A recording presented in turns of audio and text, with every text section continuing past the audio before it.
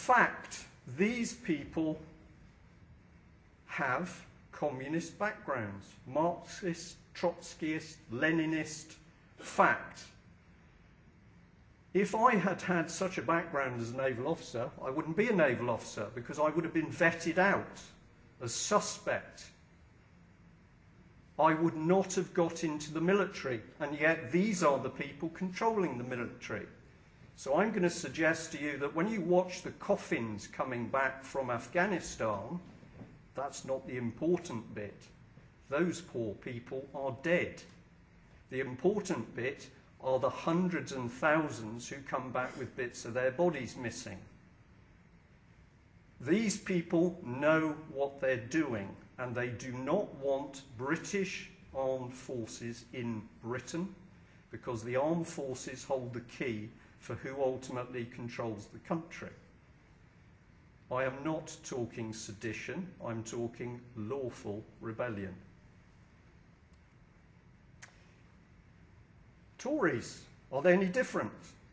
Well, they're not, because if you start picking at them, you find some very interesting connections, amongst other things, with the Bilderbergers, who Tony Gosling are going to talk about, an organisation with a Nazi background. And I believe that the chairman of the Tory party has even got a little bit of communist background. What a coincidence. It's extraordinary. If you're thinking, well, somebody in the audience is a communist, or their friend is a communist, or their dad's a communist, it's not a big problem for me, because I don't look at the Chinese and say there's 1 billion people and they're communists and they're all bad. What I do is say, amongst that regime, we've produced some pretty nasty people.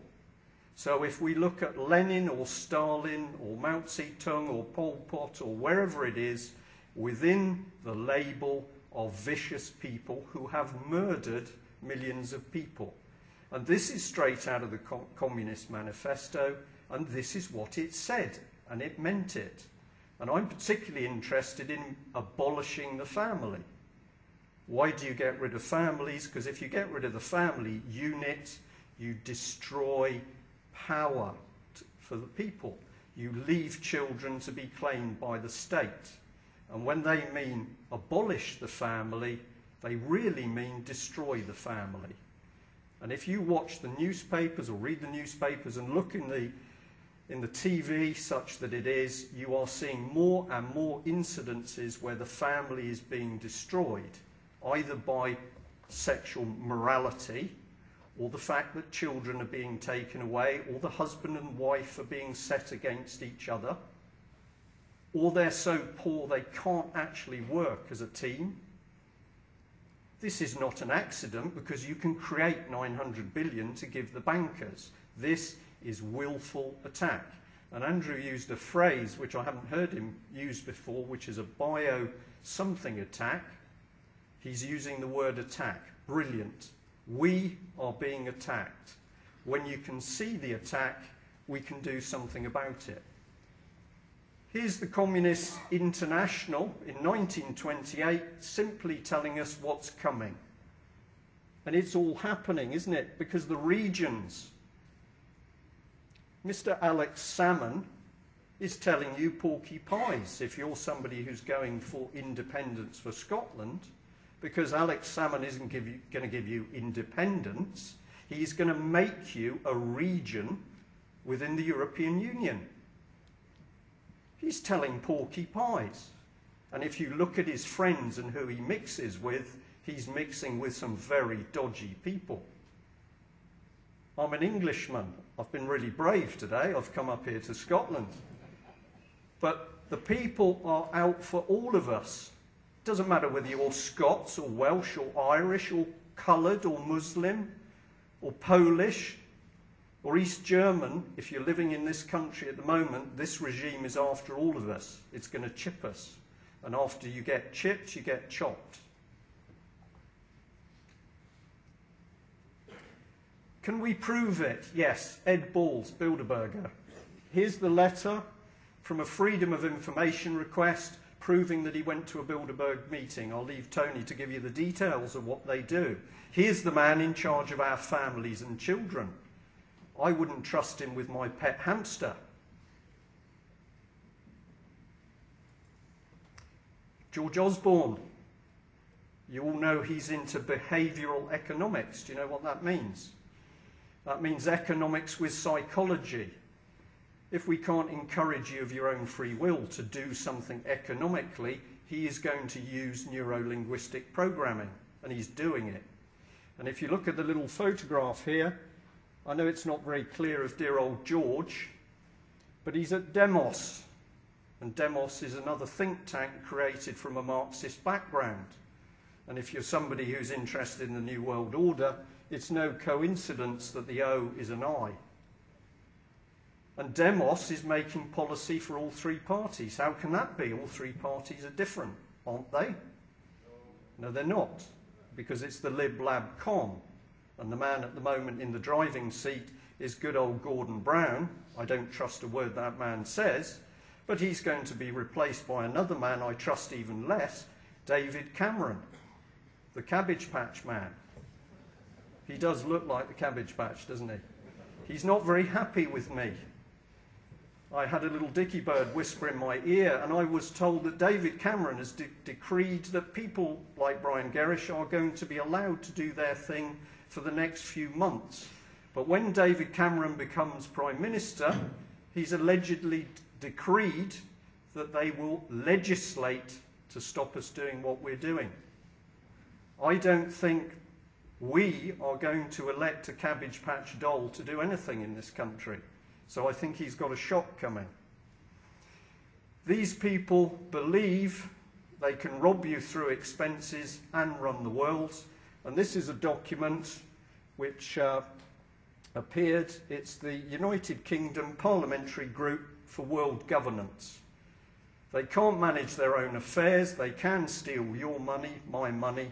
But boy, they're so clever, they're going to run the world. That's frightening. What's really frightening is they believe they can do it.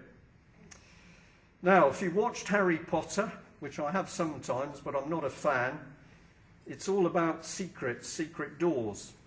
This is a secret door. This is the door into Common Purpose in London, a major international charity that is producing leaders in UK and across the world. And here's their front door. And the thing about the front door is it doesn't tell you anything. That's very odd, isn't it? They are so puffed up with their own importance, they operate behind a door which has just got a no smoking sign on it. This is true, absolutely true. They organise behavioural modification of people across the country, and I'll prove we're talking masses of people. The techniques, you'll have to look it up, neuro-linguistics. If you're using them, you won't know it's being used on you unless you've done a little bit of homework. People's views and opinions can be changed.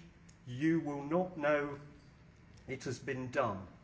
This is not fairy stuff, this is reality. And this is now being poured through charities, through Common Purpose, through parliamentary pressure groups, through the television and through the newspapers. When you see it, like the chemtrails, when you see it, you can deal with it. Most of you will have seen this. Common Purpose sets up regional offices in each city, little advisory boards, and they go out and recruit more people to join Common Purpose, and they are particularly interested in children. Very interested. They don't tell you they're interested in your child.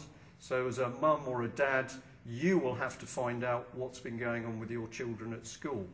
And you need to know what's been happening to them every day in every lesson.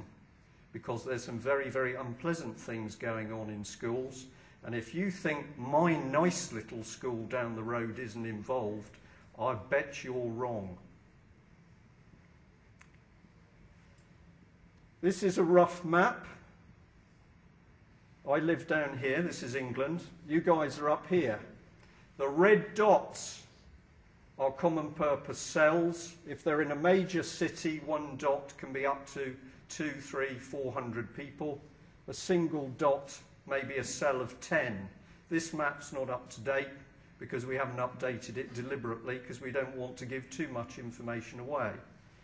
The blue dots, which we also have to update, are the good guys. That's you. These are people who are waking up.